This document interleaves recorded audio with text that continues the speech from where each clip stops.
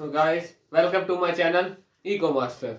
और हमारा आज की वीडियो है क्लास 11th माइक्रो इकोनॉमिक्स का चैप्टर 8 कंसेप्ट ऑफ कॉस्ट। इसकी पिछली वीडियो में हमने थोड़ा इसके बारे में बेसिक आपको बताया था, तो आज हम इसके बारे में थोड़ा डिटेल में जाएंगे। ओके, तो ये chapter basically as you can see the name cost के बारे में है। ओके, और हर बारी मैं आपको बोलता हूँ, आज फिर बोलता हूँ, पिछली वीडियोस जरूर देख के आया करिए, उससे आपको बेसिक्स सारे समझ में आएंगे। उन्हीं से ही जो है इतना डिटेल में बिना जाए भी आप अच्छे से समझ पाओगे, क्योंकि कुछ ऐसी ऐसी बातें होती है जो बहुत बहुत बेसिक्स होती है और वो स्टार्टिंग से लेके अब तक उनको बहुत अच्छे से मैं समझा चुका हूँ। ओके, तो उनको देख के ही चालू करेंगे। तो इसमें हम देखते हैं क्या क्या हमारे टॉपिक्स रहेंगे। सबसे पहला तो यही टॉपिक रहेगा कंसेप्ट ऑफ कॉस्ट, कॉस्ट के बारे में कंसेप्ट। दूसरा short run cost of production, production की शॉर्ट रन कॉस्ट। आपको पहले ही जैसे मैंने अभी बताया ना कि पहले की वीडियो जरूर देख के आइएगा, उसमें मैंने आपको बताया शॉर्ट रन और लॉन्ग रन के बारे में। बेसिकली ये बताया था एक पर्टिकुलर टाइम पे नहीं होता शॉर्ट रन और लॉन्ग रन। ओके, तो अगर आप देख के आएंगे तो आई थिंक आपको जरूर पता होगा कि शॉर्ट रन क्या होता है। शॉर्ट रन वही जिसमें एक फैक्टर वेरिएबल होता है और एक फिक्स्ड होता है, क्योंकि ये फिक्स फैक्टर हम उसमें चेंज नहीं कर सकते। स्केल की विदाउट चेंजेस इन स्केल ही हम प्रोडक्शन बना सकते हैं, खाली वेरिएबल फैक्टर में चेंज हो पाता है। ओके, तो शॉर्ट रन कॉस्ट, तो ये शॉर्ट रन कॉस्ट में तीन आपको टॉपिक्स ये दिख रहे हैं, fixed and variable cost. Okay, as I told you short run में क्या रहेगा, एक फैक्टर वेरिएबल एक फैक्टर फिक्स। तो फिक्स्ड एंड वेरिएबल कॉस्ट यहाँ दोनों आएंगी। उसके बारे में जानेंगे behaviour of fixed variable and total cost, तीनों के बारे में डिटेल में जानेंगे। फिक्स्ड कॉस्ट क्या होती है, वेरिएबल कॉस्ट क्या होती है, टोटल कॉस्ट क्या होती है। दूसरा यहाँ रहेगा average cost, fixed and variable concept of AC. यहाँ एसी एयर कंडीशनर नहीं, याद रखिएगा एवरेज कॉस्ट है। ओके, तो इनके बारे में एवरेज कॉस्ट के बारे में जानेंगे। तीसरा marginal cost estimation and behaviour of MC, यानी मार्जिनल कॉस्ट में उसकी एस्टिमेशन कैसे उसको एस्टिमेट करेंगे, उसके बारे में बिहेवियर सारा एमसी के बारे में आएगा। और लास्ट टॉपिक हमारा रहेगा relationship between AC MC and TC. जैसे पिछली वीडियो में हमने एवरेज प्रोडक्ट, टोटल प्रोडक्ट और मार्जिनल प्रोडक्ट का रिलेशन देखा था, ऐसे यहाँ पे एसी एमसी और टीसी का आएगा। ये भी देखिएगा, अगर आपने पिछली वीडियो डिटेल में समझी है तो ये भी आप बड़े आराम से समझ जाओगे, क्योंकि ये उसी के जैसा ही है, बस थोड़ा सा फर्क है। यू कैन से उससे थोड़ा अपोजिट है। तो हमारा पहला टॉपिक था कंसेप्ट ऑफ कॉस्ट, उसके बारे में जानते हैं। तो सबसे पहले कॉस्ट होता क्या है। Cost refers to the expenditure incurred by a producer explicitly or implicitly on the factor as well as non-factor inputs for a given output of a commodity। Basically cost है क्या, जो एक्सपेंडिचर एक producer को लगाना पड़ता है, खर्च करना पड़ते हैं पैसे किस चीज को लेके, या तो जो वो फैक्टर जो है प्रोड्यूस कर रहा है, या तो फैक्टर इनपुट्स या नॉन फैक्टर्स। फैक्टर्स में आप सोच के देखिए, आपके आ गए जैसे fixed factor, variable factor. Non factor में आपकी चीजें आ गई जैसे कि आपके रॉ मटेरियल। फैक्टर्स में आप समझते होंगे land, labour, capital and all. Non factor inputs जैसे कि रॉ मटेरियल्स हमें लगाने पड़ते हैं कुछ भी प्रोडक्शन करने के लिए। ओके, तो इन चीजों पे for a given output of a commodity, एक गिवन कमोडिटी के आउटपुट प्रोड्यूस करने के लिए कुछ भी हमें प्रोडक्शन करनी है, उसके लिए इनपुट्स लगते हैं। ठीक है, रॉ मटेरियल लगते हैं, फैक्टर्स यूज होते हैं, labour, land, capital, raw material, ये सभी यूज होता है। तो इन पे जो जो खर्चा होगा, जो जो हमारी कॉस्ट लगेगी, वो सब आएगा। अब यहाँ पे देखिए ये वर्ड आ रहे हैं एक्सप्लिसिटली और इम्प्लिसिटली। इनका क्या मतलब हो सकता है, नहीं आइडिया। एक्सप्लिसिट से सोच के देखिए, इम्प्लिसिट हुआ थोड़ा अंदर की तरफ, एक्सप्लिसिट हुआ बाहर की तरफ। तो यहाँ देखिए क्या मतलब हुआ, explicit all inputs purchase from outside. यही चीज यहाँ एक्सप्लिसिट, हम बाहर से इनपुट्स वगैरह खरीदते हैं। जैसे कि फॉर एग्जांपल देखिए, हमने लेबर बाहर से ली, और जो है और भी बहुत सारी चीजें, हमने मशीनें बाहर से खरीदी यहाँ अपने इसमें लगाने के लिए फैक्ट्री में, और भी बहुत सारी हमने चीजें बाहर से खरीदी। तो इम्प्लिसिट यहाँ पे उसके लिए हमें देखिए कैश खर्च करना पड़ेगा, बिल्कुल करना पड़ेगा। तो यहाँ इम्प्लिसिट की क्या बात है, इम्प्लिसिट आ रहा है using his own inputs. Example family and labour. हमारी घर की कोई जमीन है, या फिर हमारे घर पे हमने खुद के लोगों को काम पे लगा दिया कि आज जाके तुम काम करो, उनकी लेबर ले ली। अब सोच के देखिए, जो एक्सप्लिसिट फैक्टर्स वगैरह है उसके लिए तो हमें पैसे देने पड़ रहे हैं बाहर वाले लोगों को। जो हमारी खुद की लैंड है, हमारी खुद की लेबर है, उसके लिए हमें कोई पैसे देने पड़ रहे हैं? I don't think. हम खुद अपनी लैंड लगा रहे हैं, हमारी लैंड है भाई, हमें क्यों पैसे देने पड़ेंगे उसके लिए? तो फिर ये कॉस्ट में क्यों आई? इसी के जरिए नया पॉइंट आता है, in economics cost is always measured as opportunity cost. यहाँ पे कॉस्ट वही नहीं आती जो हमें कैश देके खर्च करना पड़ता है, यहाँ अपॉर्चुनिटी कॉस्ट की बात हो रही है। That is total sacrifice involve under that undertaking that activity. Okay, कोई भी हमें क्या क्या सैक्रिफाइस देना पड़ रहा है। अब यहाँ पे अगर कैश का सैक्रिफाइस आ रहा है वो तो हो गया एक्सप्लिसिट में, क्योंकि उसमें प्रॉपर कैश वाली बात हो रही है। इम्प्लिसिट में सोच के देखिए हमें क्या सैक्रिफाइस करना पड़ रहा है। अगर जो हमारी लैंड है उस लैंड की उसको हम अगर किसी को रेंट पे दे देते कि तुम आके यहाँ काम कर लो, तो हमें उससे पैसे मिलते। लेकिन अब हमें वो पैसे नहीं मिल रहे ना, बल्कि हमें अपनी लैंड अपनी जगह लगानी पड़ रही है। तो जो हमें पैसे रेंट के मिल सकते थे वो हमारा सेक्रीफाइस हो रहा है।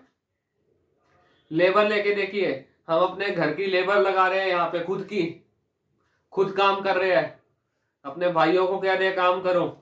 अगर यही वो कहीं बाहर जाके काम करते, वहां से उन्हें सैलरी मिलती, वो अपॉर्चुनिटी जा रही है हमारे हाथ से, वो सेक्रीफाइस हो रहा है, बिल्कुल हो रहा है। तो ये हमेशा याद रखिएगा, इकोनॉमिक्स में खाली कैश वाली कॉस्ट नहीं आती, हम अपॉर्चुनिटी कॉस्ट को मान के लेके चलते हैं। तो टोटल कॉस्ट में दोनों ही आती है, explicit cost plus implicit cost. अब यहाँ पे देखिए मैंने एक और नीचे लाइन लिखी है छोटी सी, selling cost is different from production cost. ये याद रख के चलेगा। कुछ लोग सोचते हैं हम जो चीजें बेच रहे हैं वो ही जो है सेलिंग का जो कर रहे हैं, सेलिंग कॉस्ट और प्रोडक्शन कॉस्ट दोनों सेम है। लेकिन प्रोडक्शन में ये कॉस्ट नहीं आती। प्रोडक्शन में ये जो हमारे इनपुट्स वगैरह हम खरीद रहे हैं, रॉ मटेरियल वगैरह खरीद रहे हैं, उनसे जो प्रोडक्शन कर रहे हैं वो आया। सेलिंग कॉस्ट में आपकी दूसरी टाइप की कॉस्ट आती है, समझो, जो हमें बेचने पे लगानी पड़ती है। जैसे एडवर्टीजमेंट हो गया, हम जो है अलग अलग चीजें जो है मार्केट में पोस्टर वगैरह लगाते हैं, एडवर्टाइज करते हैं, वो सारी है सेलिंग कॉस्ट में। और प्रोडक्शन में जो हम प्रोड्यूस करते हैं उसमें प्रोडक्ट फैक्टर्स वगैरह पे जो कॉस्ट लग रही है, रॉ मटेरियल पे लग रही है एंड ऑल, ये सारी चीजें आती है। ओके, तो ये था हमारा first topic. Let's go further to the next topic. Next topic is short run cost and shapes of short run cost curve. अब शॉर्ट रन में आपको पहले ही बताया था, शॉर्ट रन में एक फिक्स फैक्टर होता है और एक वेरिएबल फैक्टर होता है। Okay, fix cost is cost of fixed factor and variable cost is of variable factors. वही चीज यहाँ बोल रहा है, दो कॉस्ट की बात यहाँ हो रही है, फिक्स कॉस्ट और वेरिएबल कॉस्ट। जो फिक्स कॉस्ट है वो लगता है हमारा फिक्स फैक्टर्स पे, और जो वेरिएबल कॉस्ट है वो हमारा लगता है वेरिएबल फैक्टर्स पे। इन दोनों को ही ऐड करेंगे, total fixed cost plus total variable cost, इन दोनों को ऐड करने से ही हमारी टोटल कॉस्ट बनती है। तो फिक्स्ड कॉस्ट बेसिकली है क्या? It refers to expenditure incurred on producer of the use of fixed factor of production। Basically यही बात कह रहे हैं कि जो फिक्स कॉस्ट है, जो एक्सपेंडिचर हमारा सारा लगता है फिक्स फैक्टर्स के ऊपर, वही जो है फिक्स कॉस्ट है। These cost don't change with the change in volume of output. अब फिक्स कॉस्ट हमारी एक ऐसी है जो चेंज नहीं होती, जैसे जैसे हम आउटपुट कम होता जाए या आउटपुट बढ़ता जाए, उस पे फिक्स्ड कॉस्ट में कोई चेंज नहीं आता। फिक्स कॉस्ट हमारी उतनी की उतनी रहती है। फॉर एग्जांपल, इसका आप एक एग्जांपल ले सकते हैं, हमने एक मशीनरी खरीदी, वो एक फिक्स फैक्टर है। अभी हमने आउटपुट प्रोड्यूस करना शुरू नहीं किया, फिर भी जो है उस पे कॉस्ट कुछ लगी हमें खरीदने को, जो एक्सपेंडिचर हमारा लगा उस मशीन को खरीदने पे, तो वो हमारा वो है। Okay, it's incurred even when output is zero. अब जब आउटपुट जीरो होता है तब भी फिक्स कॉस्ट लगती है। क्यों? क्योंकि आप देख सकते हैं कि जब हमने वो मशीन खरीदी है, अभी हमने आउटपुट जो है प्रोड्यूस करना शुरू भी नहीं किया, फिर भी जो है लग रहा है फिक्स कॉस्ट हमारी लगी है। Okay, these are also called supplementary cost और ओवरहीटेड और इनडायरेक्ट कॉस्ट, ये इनके कुछ अलग नाम्स है। अब fix cost basically principal components उसके क्या क्या है। पहला expenditure on machinery and plant, जो प्लांट और मशीनरी पे लगता है वो। Okay, expenditure on land and building, जो लैंड और बिल्डिंग है उस पर जो एक्सपेंडिचर हो रहा है। ओके, लाइसेंस फीस, लाइसेंस की जो फीस होती है उस पर जो लगती है कॉस्ट। चौथा, wages and salaries of permanent staff, जो परमानेंट स्टाफ है वो जो है फिक्स कॉस्ट के अंदर ही आता है। Variable cost, it's incurred on variable factors of production, जो वेरिएबल जो हमारे फैक्टर्स पे जो प्रोडक्शन होता है, एक्सपेंडिचर होता है, वो हमारा है fix cost. It's increase with increase in output and decrease with decrease in output. ये ऐसे ही है, जो जब हमारी आउटपुट इंक्रीज होता है तो वो बढ़ती है, और जब बढ़ती है, और जब हमारा आउटपुट डिक्रीज होता है तो वो डिक्रीज होती है।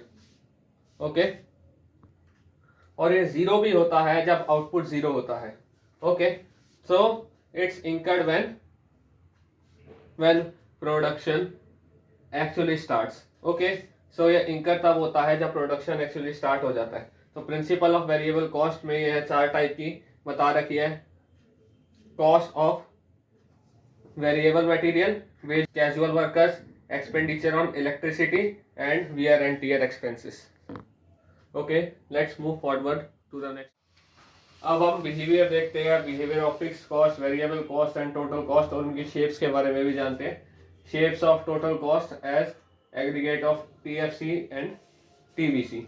तो अभी हमने पहले भी देखा था कि टोटल कॉस्ट जो है वो टोटल फिक्स कॉस्ट और टोटल वेरिएबल कॉस्ट दोनों को ऐड करके बनता है। तो यहाँ हमने एक टेबल बनाया है 0, 1, 2, 3, 4 एंड टिल 6। यहाँ पे फिक्स कॉस्ट जो है हमारी वो कांस्टेंट है, जो पूरा टाइम 10 रहेगी, जैसा हमने भी पहले देखा था। Variable cost, see variable cost 0 से 10 हुई, 10 से 18, 24, 28, 32, 38। ओके, एंड रही बात टोटल कॉस्ट की, 10, 20, वो इन दोनों को ऐड करके तो 10 + 20, फिर 10 + 18, 28, 10 + 24, 34, 10 + 28, 38, इनको ऐड करके हमने ये बनाया। अब यहाँ पे हमने एक चीज तो देखी कि जो टोटल कॉस्ट है, टोटल फिक्स कॉस्ट है, वो हमारी कांस्टेंट है, वो है 10।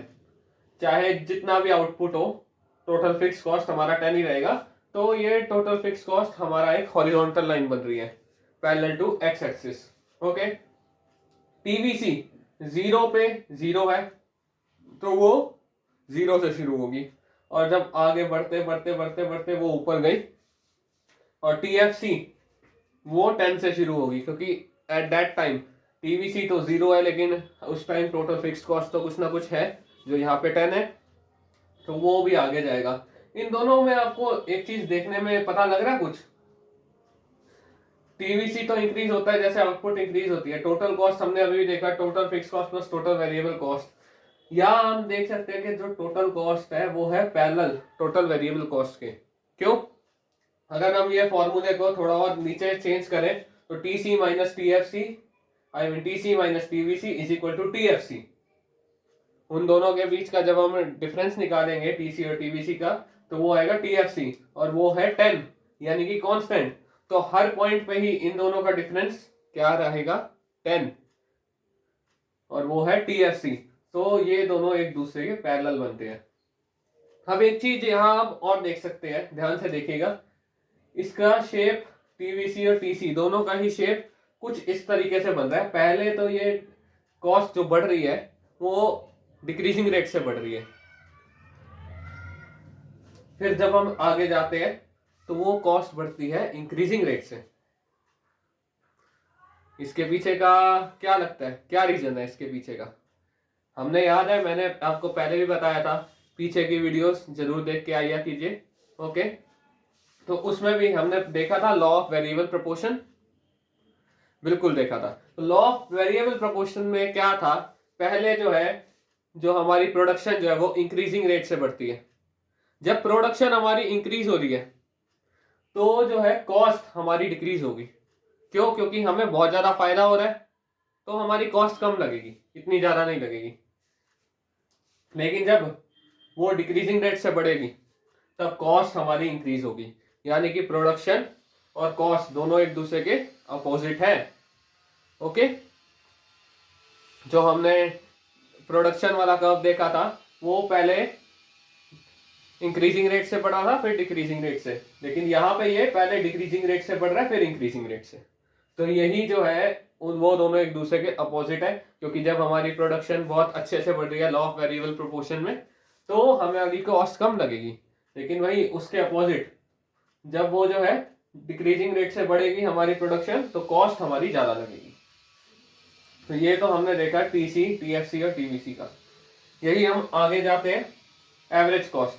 अब average cost AC basically total cost divide by quantity. Okay, AVC average variable cost यानी कि टीवीसी अपॉन में क्वांटिटी, और एएफसी एवरेज फिक्स कॉस्ट वो है total fixed cost divide by quantity. Okay, अब उस पे भी हमने टेबल बनाया 0 1 2 3 4 5 6 एंड ऑल। टीसी हमने 10 to 48 नीचे तक जाता गया। अब उसको जब हमने एसी निकाला सबसे पहले 10 डिवाइड बाय 0, तो वो आप इन्फिनिटी लगा के चलिए, उसको देखे ही ना, छोड़ो आगे चलते हैं। सेकेंड 20 डिवाइड बाय 120, फिर नेक्स्ट 28 बाय 2 14, फिर नेक्स्ट 11.3 9.5 8.5 एंड 8। उसके लिए फिर हमने आगे एएफसी को 10 divide by 1 10 divide by 2 10 divide by 3 10 divide by 4 10 divide by 5 and 10 divide by 6 से हम ये निकालेंगे 10 5 3.3 2.5 2 1.67। रही बचा आखिर में एवीसी। एवीसी हमारा 10 divide by 1 18 divide by 2 24 divide by 3 28 divide by 4। इसको हम पूरा निकालेंगे 10 9 18 7 6.4 6.3।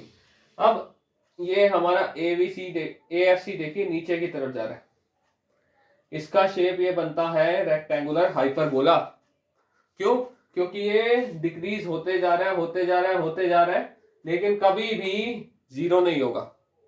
एक्स एक्सिस को कभी टच नहीं करेगा, वो बढ़ता जाएगा बढ़ता जाएगा बढ़ता जाएगा बढ़ता जाएगा, आई मीन डिक्रीज होता जाएगा, लेकिन कभी भी जो है आगे जाते जाते डिक्रीज होते होते कभी भी जीरो नहीं होगा, नीचे उसको टच नहीं करेगा। अब ए सी और एवीसी दोनों ही जो है यू शेप होते हैं। इसके पीछे का भी वही रीजन है, और वो रीजन है law of variable proportion. Okay, तो लॉ ऑफ वेरिएबल प्रोपोर्शन ही ये रीजन है कि एसी और एवीसी जो है आपके यू शेप्ड है। ओके, लेकिन ये दोनों AC and AVC never meet but distance decreases. अब ये दोनों यू शेप बन रहे हैं, ये देखिए एवीसी यहाँ नीचे से शुरू और ये एसी। पहले इन दोनों के बीच का गैप देखो, एसी और एवीसी का बहुत ज्यादा है। थोड़ा और आगे जाते जाएंगे, यहाँ पे देखिए जैसे एवीसी और एसी डिस्टेंस काफी कम हो गया, और आगे जाते जाएंगे एसी और एवीसी का डिस्टेंस और कम होता जाएगा और वो होता ही रहेगा, लेकिन बस वो कभी कम नहीं होगा। क्यों? क्योंकि एएफसी कभी भी जीरो नहीं होगा। एएफसी जब जीरो नहीं होगा उसकी वैल्यू कुछ ना कुछ रहेगी, तो फिर वो आपस में मीट कैसे करेंगे? क्यों? क्योंकि वो जब तक जीरो नहीं होगा एएफसी, वो दोनों इक्वल कैसे होंगे? तो जब ये जीरो होना ही नहीं तो ये दोनों कभी इक्वल होंगे ही नहीं, लेकिन इनके दोनों के बीच का डिस्टेंस कम होता ही रहेगा बस। ओके, सो आगे बढ़ते हैं। अभी हमने एसी एएफसी एवरेज के बारे में देखा, अब हम देखेंगे मार्जिनल कॉस्ट के बारे में। ओके, मार्जिनल कॉस्ट और उसकी शेप्स। बेसिकली हम कह सकते हैं MC is equal to TCN minus TCN minus 1, यानी कि जो TCN दे रखा है और उसके पीछे का दोनों के बीच का जो डिफरेंस है, और you can say change in total cost divide by change in quantity. अब यहाँ पे आगे देखिए एक और चीज दिखी है मैंने, change in total variable cost upon में चेंज इन क्वांटिटी। फॉर्मूला तो ये है, चलो ये इसके साथ मैच करता है। यहाँ पे टोटल वेरिएबल कॉस्ट क्यों आया उसके बाद भी अभी जानेंगे, ठीक है।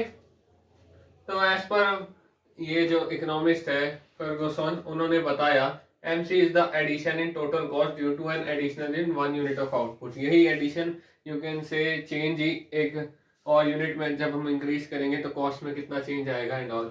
ये हमने एक टेबल बनाया 0 1 2 3 4 5 6 7 8 एंड ऑल। TFC कांस्टेंट है, TVC आप देख सकते हैं ये है TC। अब यहाँ पे एक चीज MC हमारा यू शेप्ड है, ये जो लाइन बन रही है MC की बन रही है according to law of variable proportion, MC is falling as MP is rising और MC is rising when MP is falling. वही मार्जिनल प्रोडक्ट जब राइज करेगा तो MC फॉल करेगा, उसका अपोजिट जब मार्जिनल प्रोडक्ट डिक्रीज करेगा तो MC राइज करेगा। ये भी लॉ ऑफ वेरिएबल प्रोपोर्शन की वजह से ही है। अब MC इज एडिशनल कॉस्ट, हम जानते हैं MC जो एडिशनल कॉस्ट है यहाँ पे, so it's related two variable cost only. क्यों ऐसा है? क्योंकि देखिए हमारी फिक्स कॉस्ट तो हर जगह कांस्टेंट ही है। अब इधर देखिए जैसे 18 और 24, 24 माइनस 18 आया 6, और यही 34 माइनस 28 भी तो 6 आया। और कोई उठा के देखते हैं, 38 minus 32 6, 48 minus 42 6, 62 minus 46 8, I mean 16, 72 minus 56 16। हाँ सेम ही है। क्यों? क्योंकि MC हमारा कांस्टेंट है, MC से वो रिलेट नहीं करता, I mean वो FC से वो रिलेट नहीं करता। MC जो है आपका वो वेरिएबल कॉस्ट से रिलेट करता है, फिक्स कॉस्ट से नहीं करता।